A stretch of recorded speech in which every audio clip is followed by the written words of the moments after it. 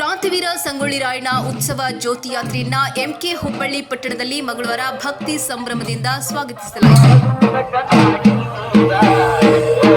ಡೊಳ್ಳು ಬಾರಿಸುವುದರೊಂದಿಗೆ ಪಟ್ಟಣದ ಪ್ರಮುಖ ರಸ್ತೆ ಮೂಲಕ ರಾಯಣ್ಣ ಸರ್ಕಲ್ವರೆಗೆ ಸಾಗಿಸಲಾಯಿತು.